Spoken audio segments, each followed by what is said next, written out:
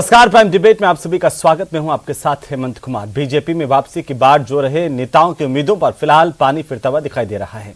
प्रदेश प्रभारी अरुण सिंह ने यह बयान दिया कि प्रदेश नेतृत्व से ग्रीन सिग्नल मिलने के बाद ही नेताओं की पार्टी में एंट्री होगी और इसके लिए बाकायदा एक कमेटी गठित की जाएगी। इस बयान के बाद निकट भविष्य में बीजेपी में आने वालों की उम्मीद लगाए बैठे नेताओं के लिए फिलहाल दरवाजे बंद होते हुए दिखाई दे रहे हैं और यही बयान पूर्व मंत्री देवी सिंह भाटी, राजकुमार रिणवा, सुरेंद्र गोयल, सुभाष महरिया और विजय बंसल की बीजेपी में वापसी में बाधा बन गए, जो उन्होंने बगावत करते समय पार्टी और संगठन के खिलाफ दिए। सवाल अब इस बात को लेकर के उठता है कि क्या बीजेपी में खींचतान जो हर अभी दिखाई दे रही है चारों तरफ, घर वापसी पर जो घमासान है, उसके मायने आखिरकार क्या है? इसी को लेकर के आज हम चर्चा करेंगे। प्रदेश के इस सबसे बड़े सवाल को लेकर के सबसे बड़ी चर्चा के लिए हमारे साथ खास मेहमान जुड़ रहे हैं। उन पर जाने से पहले आज के सवालों पर नजर डाल लेते हैं और पहला सवाल आज का यही कि बागियों की बीजेपी में क्या एंट्री मुश्किल है? सवाल नंबर 2, क्या बीजेपी में अंदरूनी खींचतान है? और साथ ही साथ सवाल नंबर 3 की बीजेपी के बागियों से कांग्रेस को आखिरकार कितना मौका मिलता हुआ दिखाई दे रहा है? इन्हीं सवालों जवाबों के इर्द गिर्द आज की चर्चा करेंगे। हमारे खास मेहमान आज हमारे साथ जुड़ चुके हैं और सबसे पहले इन मेहमानों से मैं आपका परिचय करवा देता हूं। स्वर्णिम चतुर्वेदी हमारे साथ हैं, कांग्रेस पार्टी के प्रवक्ता मनीष पारिक हमारे साथ हैं, भारतीय जनता पार्टी के नेता आशुतोष शर्मा हमारे साथ हैं, वरिष्ठ पत्रकार। आपका बहुत बहुत स्वागत है सभी का। और अब सबसे बड़े सवाल पर शुरुआत करते हैं। मनीष पारिक साहब, क्या भारतीय जनता पार्टी में एंट्री को लेकर के बागियों की राहें मुश्किल हैं और अगर हां तो क्यों? नहीं हेमंत जी, बात तो यह है कि बीजेपी एक स्पेसिफिक कार्य पद्धति वाला संगठन है। ये तो निश्चित तौर पर स्पेसिफिक प्रक्रिया है और प्रक्रिया के बाद जिन लोगों को भारतीय जनता पार्टी में आने की बात है वो आएंगे ही, इसमें कोई मुश्किल की बात नहीं है। निश्चित तौर पर पहले भी जिन लोगों ने जो भारतीय जनता पार्टी में बड़ी संख्या में लोग जुड़ना चाहते हैं, आना चाहते हैं, हमेशा से होता रहा है। और आपने देखा है कि अभी इस चुनाव में भी जब कांग्रेस पार्टी की हालत ख़राब है और उनके अपने मुसीबतें बहुत सारी है, तो निश्चित तौर पर भारतीय जनता पार्टी में प्रवेश करने की, आने की, नए लोगों के जुड़ने की बहुत होड़ मचेगी। इसलिए अब जो चूंकि आप ये हमेशा बात आती है कि भारतीय जनता पार्टी में जो लोग शामिल होते हैं वो निश्चित तौर पर संगठन की रीति नीति से सहमत होते हैं, तो इसका विचार करने के लिए विचार तो होगा ही।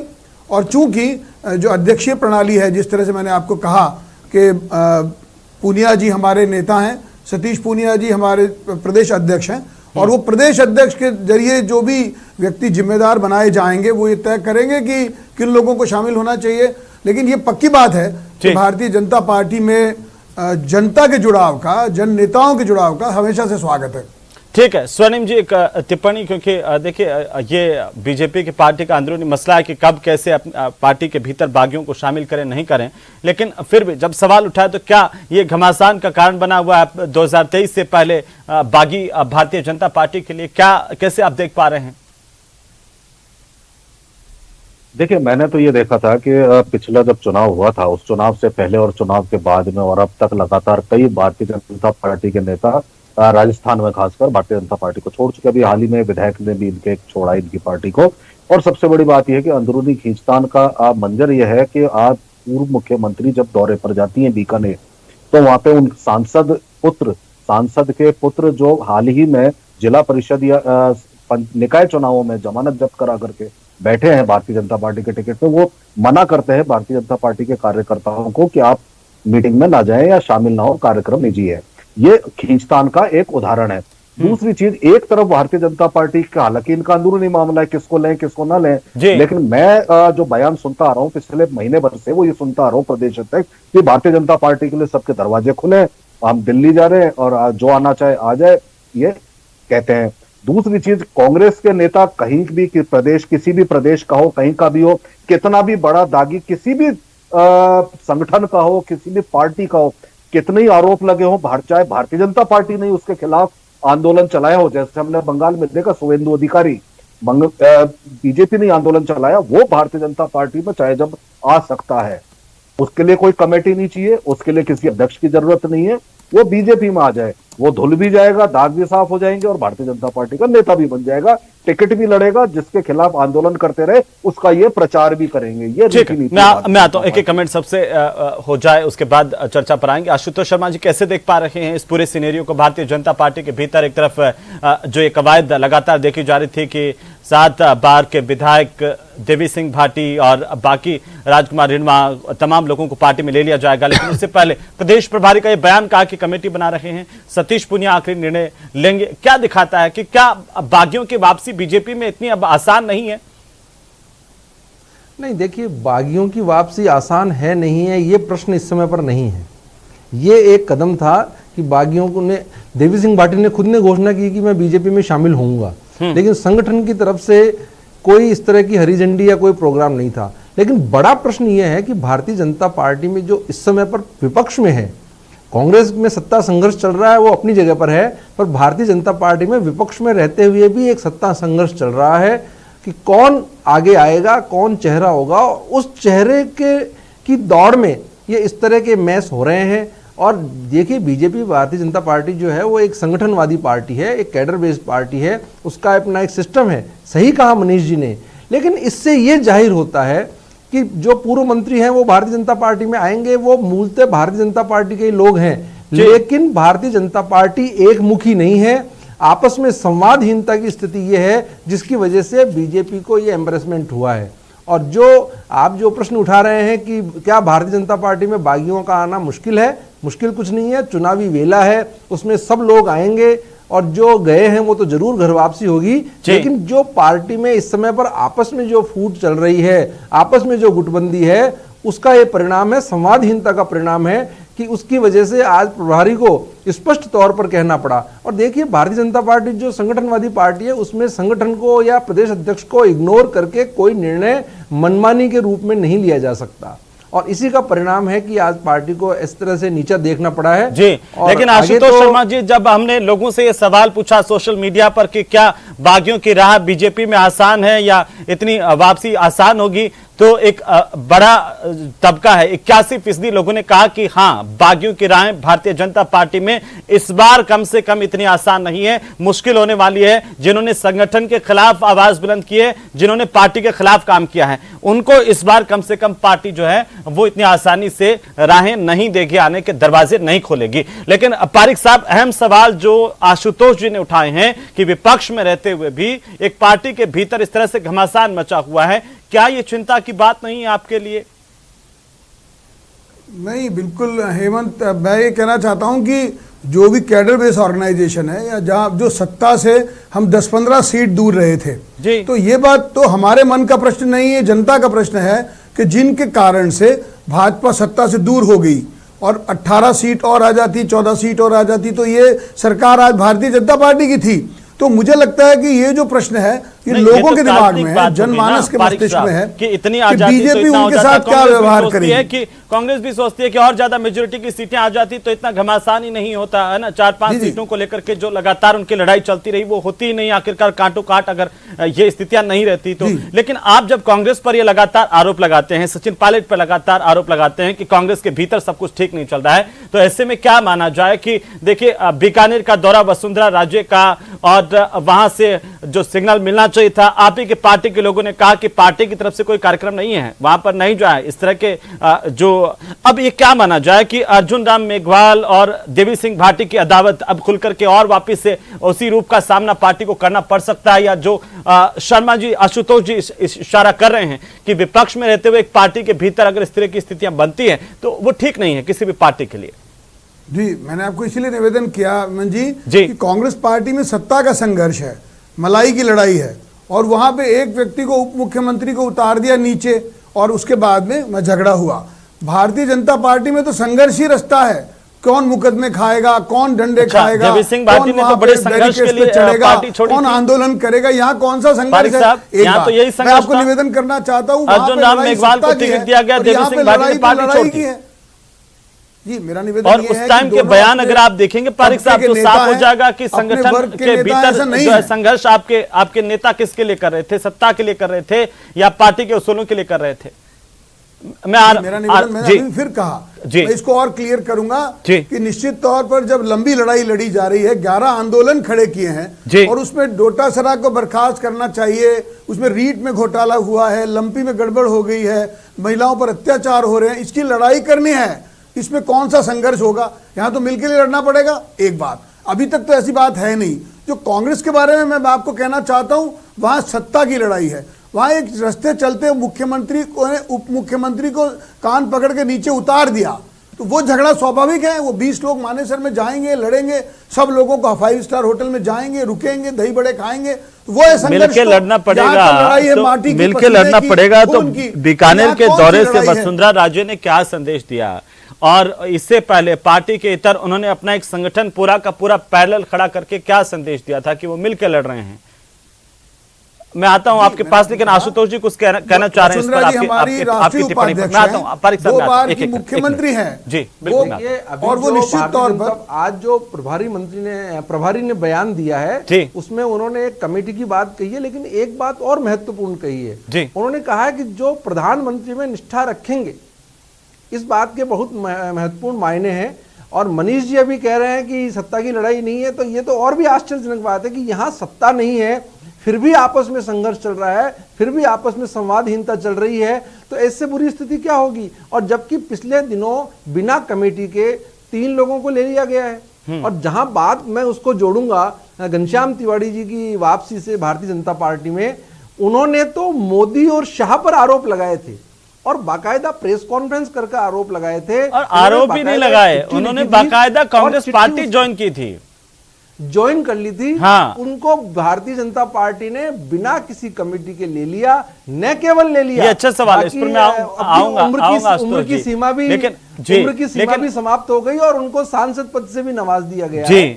लेकिन मैं यही इसलिए ये कह रहा हूं कि ये जो सारा मामला हुआ है, ये आपसी संवादहीनता और जो संघर्ष चल रहा है नेता पद का, उसी का ये परिणाम है। और उसमें आज प्रभारी को इस तरह का बयान देने के लिए मजबूर होना पड़ा, क्योंकि संगठन को इग्नोर नहीं किया जा सकता। भारतीय जनता पार्टी अनुशासित पार्टी है, कंपैरेटिव। आज एक पार्टी विद डिफरेंस, उसको पुराने टर्म में नहीं कह सकते, लेकिन ये संगठनवादी पार्टी होने के बावजूद कुछ अनुशासन इसमें है कांग्रेस की तुलना में, और इसी वजह से ये इन नेताओं की वापसी इस समय पर रुकी है।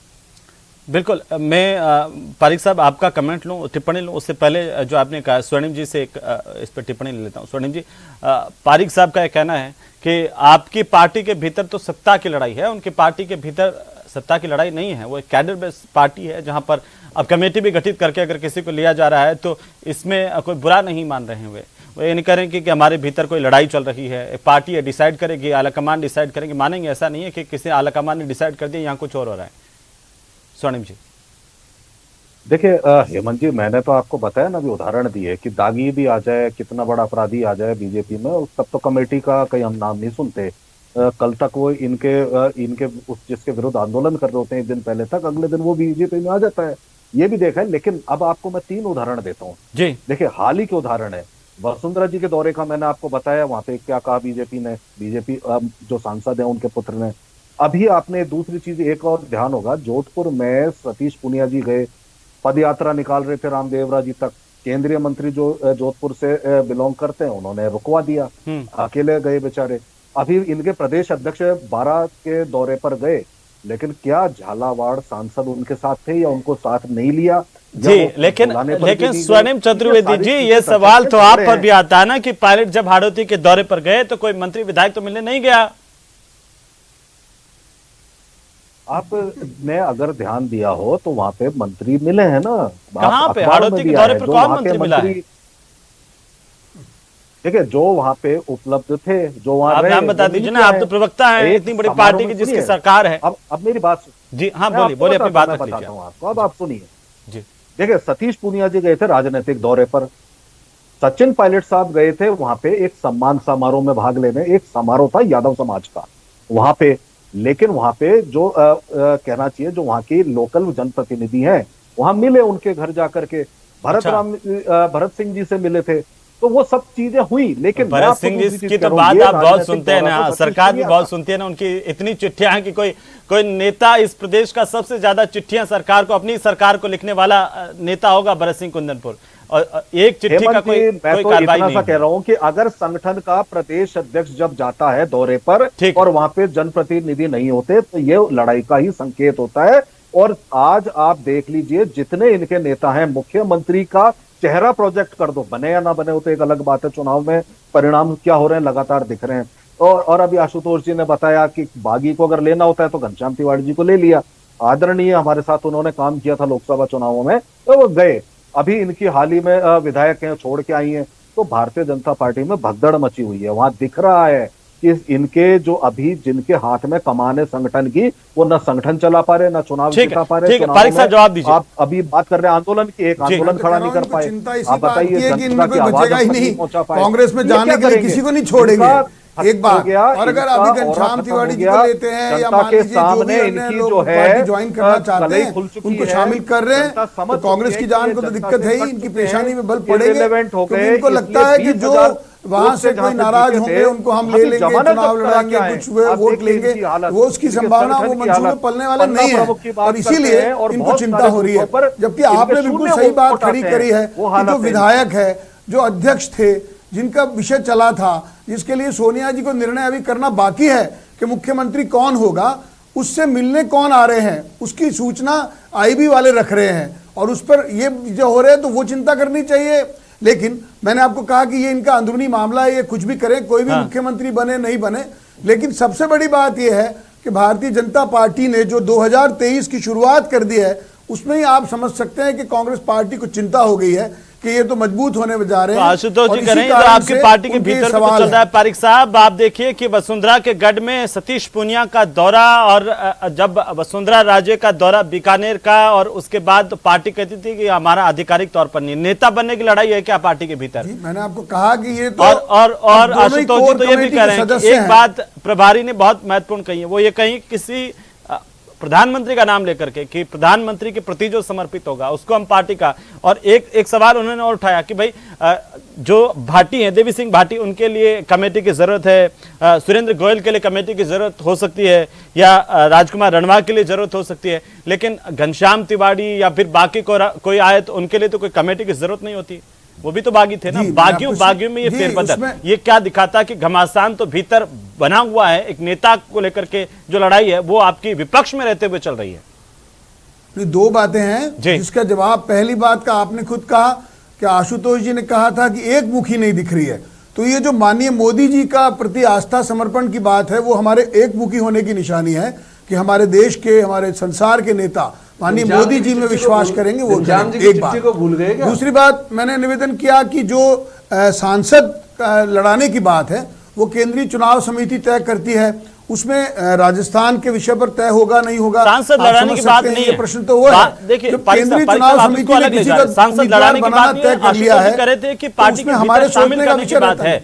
और अगर घनश्याम तिवारी के बयान आप देखेंगे, है ना, एक के बाद एक, हालांकि बयान तो देवी सिंह भाटी के भी कम नहीं है, लेकिन घनश्याम तिवारी के बयान आप देखेंगे तो वहां पर कोई कमेटी की जरूरत उसके बावजूद भी नहीं पड़ी, और जबकि घनश्याम तिवारी ने दूसरी पार्टी और ज्वाइन कर ली। जी, मैंने आपको निवेदन किया हेमंत कि जो केंद्रीय चुनाव समिति है वो अगर सांसद के टिकट के विषय पर निर्णय करती है तो उसमें राज्य की इकाई के पास विषय रहता नहीं है कि वो तय करे कि कौन क्या करना है, क्योंकि वो तो उच्च सदन पर एक नेता की लड़ाई है क्या, जिसमें पार्टी को ये सोचना पड़ रहा है कि आखिरकार कोई जो पहले से पूर्व मुख्यमंत्री है उसका नाम आगे नहीं आ जाए, या फिर हमने जो नेता अभी राजस्थान के सामने रखा है उसको प्राथमिकता दी जाए। लड़ाई क्या है दरअसल पार्टी के भीतर? नहीं, मैंने आपको पहले ही निवेदन किया कि यहाँ तो लड़ाई नहीं है, यहाँ तो संघर्ष की लड़ाई है, यहाँ तो पसीना बहाना है, खून बहाना है, डंडे खाने हैं, यहाँ तो आंदोलन करना है, जेल में जाना है, यहाँ कौन सी लड़ाई रह गई? मनीष जी ने माना है कि एक मुखी होने का क्या अर्थ है, यानी इनके संगठन की जो कह रहे हैं कि संगठनवादी पार्टी क्या केवल राज्य इकाई है और केंद्रीय इकाई और राज्य इकाई में कोई इस तरह का समन्वय नहीं है कि उसके लिए कोई कमेटी या राज्य इकाई से पूछने की आवश्यकता नहीं है। और दूसरी बात, मनीष जी माने न माने, स्वर्णिम जी को तो अवसर मिल गया है कांग्रेस को, बीजेपी से ज्यादा बुरी स्थिति कांग्रेस की है इस समय पर, और सार्वजनिक रूप से है यहाँ तो फिर भी ढकी छुपी लड़ाई चल रही है भारतीय जनता पार्टी में, क्योंकि सत्ता नहीं है, सत्ता प्राप्ति की आशा में ही ये झगड़ा चल रहा है। नहीं, यहाँ पे आशुतोष जी जिनको कांग्रेस की तरफ से लेना चाह रहे थे, उन्होंने सचिन पायलट ने खुद कह दिया कि भाई मैं नहीं जाऊंगा बीजेपी में। तो ऐसा भी तो है कांग्रेस के भीतर, ऐसा नहीं है कि सब लोग बीजेपी के बुलाए हुए पर खींचे चले आ रहे हैं। और पारिक साहब जैसे बता रहे हैं, नेता की लड़ाई तो अंदरूनी तौर पर कहीं ना कहीं होती है। हमने तमाम पोस्टर वॉर भी देखे हैं, सारी चीजें देखिए इस विपक्ष के भूमिका के तौर पर भारतीय जनता पार्टी में। पारिक साहब देखिए, इसमें हेमंत जी, मनीष जी इस बात से इनकार नहीं कर सकते कि पार्टी एकमुखी नहीं है। आप प्राइवेटली किसी भी नेता से बात करेंगे तो भारतीय जनता पार्टी में इस बात की चिंता है कि हमारी पार्टी में अभी एकता नहीं है। और कांग्रेस में जो कुछ हो रहा है, कांग्रेस में इसमें जो कुछ हो रहा है उसको देखते हुए भारतीय जनता पार्टी वाले कि हमको एकजुट होकर के लगातार चुनाव पे चुनाव जीतते आ रहे हैं राजस्थान में अपने काम के दम पर। और भारतीय जनता पार्टी के समस्त नेता एक नेता को बाहर रखने के लिए और आपस में उनकी प्रतिस्पर्धा है कि कैसे ऊपर आ जाए। इससे अधिक भारतीय जनता पार्टी कुछ नहीं कर पा रही। जो बिल्कुल संक्षेप में टिप्पणी, आखिरी टिप्पणी, जो ये आरोप आप पर लग रहे हैं उनको लेकर के। मैंने आपको कहा कि इनका खुद का ही नहीं पता है कि मुख्यमंत्री कल कौन बनेगा, और उसका फैसला सोनिया जी के पास में लंबित पड़ा हुआ है। 102 विधायकों के इस्तीफे, 82 विधायकों के इस्तीफे विधानसभा जी के अध्यक्ष जी के पास। लेकिन आपके भी तो भीतर वसुंधरा राजे के जो दौरे हैं वो बढ़ा रहे हैं हलचल की। आखिरकार क्या होगा, पार्टी साथ है या नहीं है, यह आप डिसाइड नहीं कर पा रहे हैं। आपके भीतर भी तो सवाल है। बहरहाल अभी आत्ममंथन का विषय हो सकता है किसी पार्टी के लिए इस तरह की परिस्थितियां। बहुत शुक्रिया हमारे साथ इस चर्चा में शामिल होने के लिए स्वर्णिम चतुर्वेदी जी, मनीष पारिक साहब आपका भी, और आशुतोष शर्मा जी आपका भी। कुल मिलाकर के राजस्थान में जिस तरह से भारतीय जनता पार्टी के भीतर सवाल उठ रहे हैं, आने वाले दिनों में पार्टी के भीतर इस तरह से जो सवाल और ज्यादा उठ सकते हैं, या पार्टी इनसे कैसे पार पाती है, यह अपने आप में एक बड़ा सवाल है।